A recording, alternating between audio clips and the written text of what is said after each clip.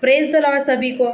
हम सभी विश्वासी लोगों ने विश्वास के द्वारा उद्धार प्राप्त किया है, अर्थात हमारा जो विश्वासी जीवन है यह सुरक्षितता का जीवन है, यह आज़ादी का, छुटकारे का, बहुतायत का और उन्नति का जीवन है।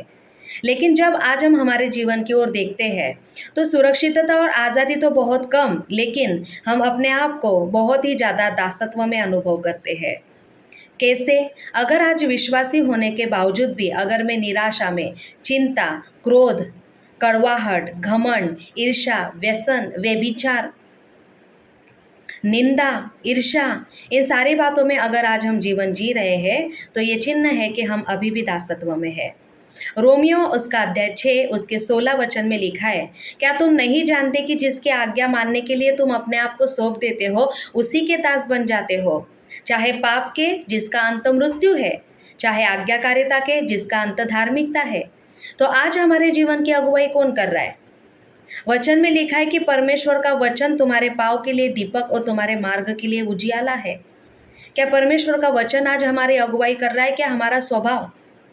आज हम किसकी अगुवाई से चलते हैं? असुरक्षितता, डर, व्यसन, व्यभिचार, क्या अपना इच्छा, अपने भावना के ही अगुवाई से आज हम चल रहे हैं? तो हम दासत्व में है। ये सब कुछ हमारे साथ क्यों हो रहा है? क्यों? क्योंकि हमने हमेशा आत्मिक उन्नति को अनदेखा किया। मसीह जीवन शरीर से आत्मा की ओर आने का जीवन है। जब हम मसीही में विश्वास प्राप्त करते हैं तो उस विश्वास के द्वारा हम उद्धार प्राप्त करते हैं, और उद्धार का जीवन पवित्र आत्मा के अगुवाई से चलने वाला जीवन है। लेकिन बहुत बार हम उद्धार तो प्राप्त कर देते, लेकिन उद्धार के अनुसार जीवन नहीं जीते। हम डरते हुए, कांपते हुए हमारे उद्धार के लिए आज भी काम करने में चूक रहे हैं, और यही एक कारण है कि हम अपने आप को दासत्व में पाते हैं। शरीर की बातों में उन्नति करने के लिए हमें कभी भी परिश्रम करने की ज़रूरत नहीं है, क्योंकि हम शरीर में हैं, इसलिए शरीर की बातें अपने आप हम पर हावी हो जाती है। लेकिन जब हम शरीर में रहकर आत्मिक जीवन जीना चाहते हैं, आत्मा में बढ़ना चाहते हैं, आत्मिक व्यक्ति अगर बनना चाहते हैं, तो उस बात के लिए हमें परिश्रम करने पड़ेंगे। लेकिन आज हम विश्वासी होने के बावजूद भी शरीर की बातों की ओर ज़्यादा ध्यान लगाते हैं और आत्मा के बातों को पूरी रीति से अनदेखा कर देते हैं। आपकी शारीरिक उन्नति जो है ना, वो कभी भी परमेश्वर को आकर्षित नहीं करेगी। आपकी शारीरिक उन्नति अर्थात आपकी वेशभूषा, आपका रहन सहन, आपकी गाड़ी, बंगला, कार, मकान, ये सारी चीज़ें एक मनुष्य को आकर्षित करती है। आपका प्रमोशन एक व्यक्ति को आकर्षित करेगा। एक व्यक्ति कहेगा, वाह ये कितना अच्छा व्यक्ति है, कितना अच्छा रहन सहन है, कितनी अच्छी इसकी वेशभूषा है, इसके कपड़े कितने अच्छे पहनता है, कितने अच्छे घर में रहता है, कितनी बड़ी गाड़ी में घूमता है, कितने बड़े ओहदे पर ये व्यक्ति है। ये सारी चीज़ें एक व्यक्ति को आकर्षित करेगी, लेकिन आपकी आत्मिक उन्नति परमेश्वर को आकर्षित करती है। इसलिए ज़रूरी है कि हम हमारे शारीरिक उन्नति पर नहीं, लेकिन हम हमारे आत्मिक उन्नति पर ध्यान देवे। इसलिए पौलुस ने कहा कि अंदरूनी मनुष्यत्व में बलवंत होते जाओ। हमें अंदरूनी मनुष्यत्व की ओर ध्यान देने की इच्छा रखना चाहिए, चाहत रखना चाहिए। इसलिए हमें अगर आत्मिक उन्नति करना है तो तीसरा यूहन्ना उसका अध्याय 1 का 2 वचन हमारी अगुवाई करे, जहाँ पर लिखा है कि जो कोई आत्मा में उन्नति करता है वो सभी बातों में उन्नति करता है और भला चंगा रहता है। अगर एक विश्वासी होने के नाते अगर हम उन्नति करना चाहते हैं तो उसकी शुरुआत होती है आत्मिक उन्नति से। शारीरिक उन्नति करके कभी भी हम आत्मिक बातों को प्राप्त नहीं कर सकते। महिमा, उपस्थिति, अभिषेक प्राप्त करना आसान है, लेकिन उस महिमा, उपस्थिति, अभिषेक में बने रहना, उसलिए परिश्रम करना पड़ता है। तो वचन कहता है कि जैसे तू आत्मा में उन्नति करता है वैसे सभी बातों में उन्नति कर। जब हम आत्मा में उन्नति करते हैं ना, तो हम प्रेम में उन्नति करेंगे, भलाई में उन्नति करेंगे, क्षमा में उन्नति करेंगे, हम दया करने में उन्नति करेंगे, पवित्रता में उन्नति करेंगे, हम सभी बातों में उन्नति करेंगे। जब हम आत्मा में उन्नति करेंगे तो हम भला का अर्थ है आशीषित, महिमामय, आश्चर्यजनक, अलौकिक, आश्चर्य कर्मों से भरा हुआ जीवन। हम हर क्षेत्र में भला और चंगा, मतलब आत्मा, प्राण और शरीर में, मन, विचार, भावनाओं में हम हमेशा चंगे पाए जाएंगे अगर हम आत्मा में उन्नति करते हैं तो। इसलिए हमें निर्णय लेने की ज़रूरत है कि अब हम, जैसे कि हम एक विश्वासी व्यक्ति हैं, हम आत्मा में जीने वाले व्यक्ति हैं, तो हम आत्मा के अगुवाई से ही चलने वाले बने। तो ऐसी कौन सी बातें हैं जिसके द्वारा हम आत्मा में उन्नति कर सकते हैं? उसके लिए सबसे पहली बात है समर्पण। रोमियो उसके अध्याय 12 के 2 वचन में लिखा है कि तुम्हारे शरीर को जीवित, पवित्र और भावता हुआ बलिदान करके चढ़ाओ, यही तुम्हारे आत्मिक सेवा है। तो अगर हम आत्मा में उन्नति करना चाहते हैं तो ज़रूरी है कि हम हमारे शरीर को परमेश्वर के लिए जीवित, पवित्र और भावता हुआ बलिदान करके चढ़ाएं।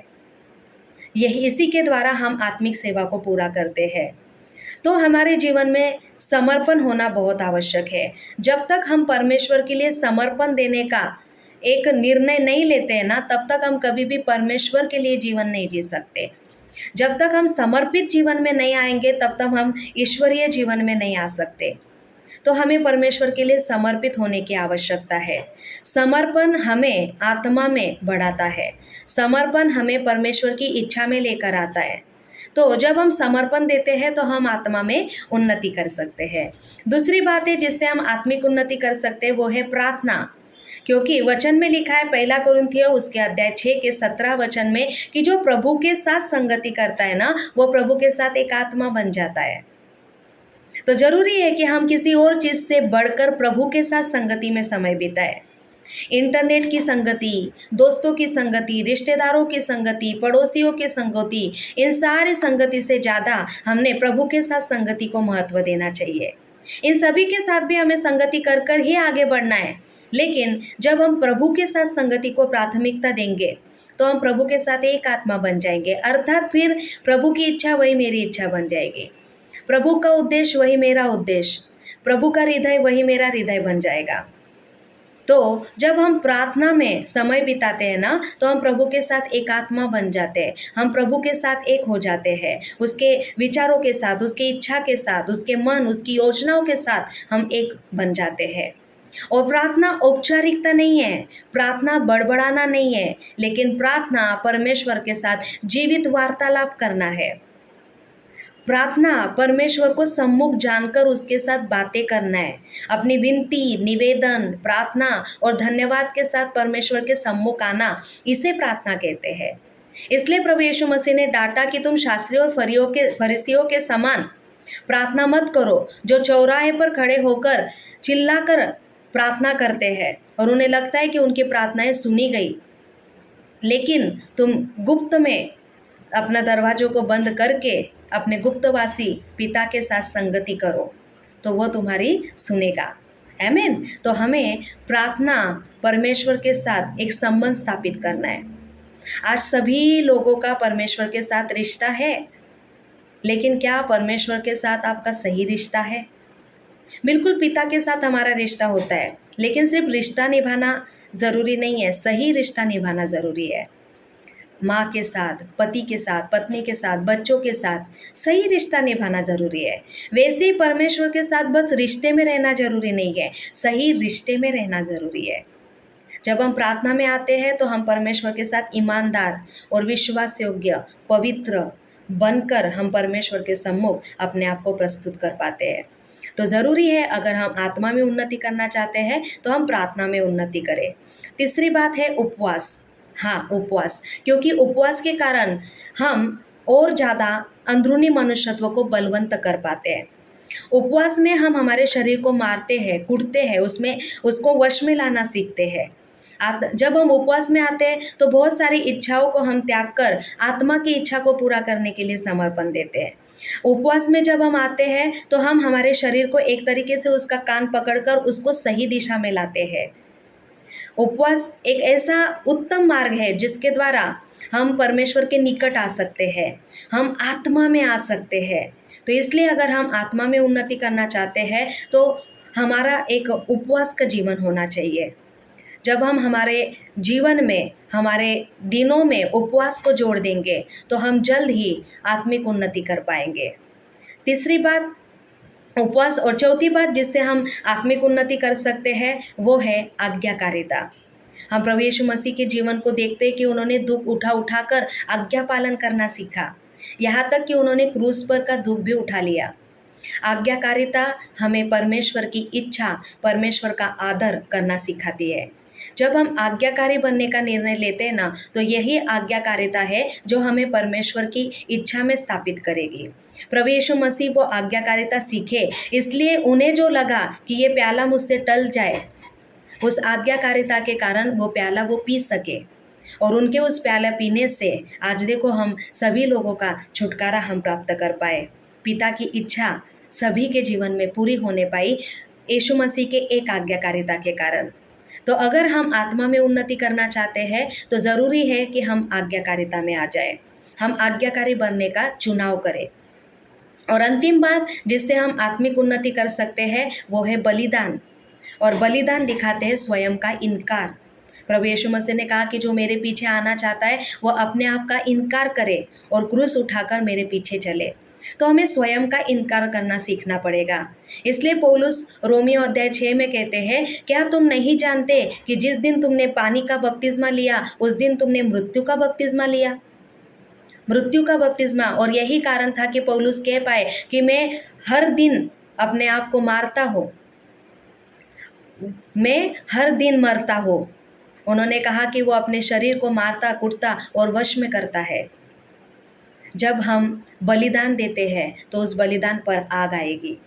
इसलिए ज़रूरी है कि हम अपने जीवन में हमेशा भलाई, प्रार्थना, वचन, आज्ञाकारिता, नम्रता, अधीनता, इन सारी बातों के कारण हम बलिदान चढ़ाने वाले बन जाए। और जैसे हम बलिदान चढ़ाना सीख जाएंगे, परमेश्वर के सम्मुख हम बलिदानों को लाना सीख जाएंगे, तो ये बलिदान हमारे आत्मिक उन्नति का कारण बनेंगे और हम आत्मा में जल्द ही उन्नति कर पाएंगे। और बहुत सारी बातें, नम्रता, अधीनता, विश्वास योग्यता, भलाई और ऐसे बहुत सारी बातें हैं जिनका पालन करके हम आत्मिक उन्नति कर सकते हैं। इसलिए पवित्र शास्त्र हमें भक्ति की साधना करना सिखाता है। तो हमें शरीर की साधना से कोई लाभ नहीं है, लेकिन जब हम भक्ति की साधना करेंगे तो बिल्कुल हम हमारे आत्मा को उन्नति करके पवित्र आत्मा के साथ समर्पित बनकर हम एक अच्छा आत्मिक जीवन जी सकेंगे। आशीषों का जीवन, आज़ादी का जीवन, सुरक्षितता का जीवन हम जी पाएंगे अगर हम आत्मा में उन्नति करेंगे। तो ज़रूरी है कि हम आत्मिक उन्नति करें। पहला राजा उसके अध्याय 8 के 23 वचन में लिखा है कि जो यहोवा को अपने सम्मुख मानकर चलता है, यहोवा उसके विषय में अपनी वाचाओं को पूरा करता है और उस पर करुणा करते रहता है। तो आत्मिक जीवन जीना ये इस वीडियो को सुनने से भी नहीं होगा, लेकिन आपको एक निर्णय लेना पड़ेगा। मुझे एक निर्णय लेना पड़ेगा कि मैं आज से यहोवा को अपने सम्मुख जानकर चलूँगा। पौलुस हमेशा कहते थे कि मैं यहोवा को अपने सम्मुख जानकर बोलता हूँ। हमें भी यहोवा को अपने सम्मुख मानकर चलना सीखना पड़ेगा। हमें निर्णय लेना पड़ेगा कि बहुत हुआ व्यभिचार में जीवन जीना, अभिलाषाओं में जीवन जीना, अपने स्वभाव के अनुसार जीवन जीना, लेकिन आज मैं चुनाव करता हूँ। हमें गंभीर होना पड़ेगा। हमें पवित्र आत्मा के हाथों में अपने आप को समर्पित करना पड़ेगा।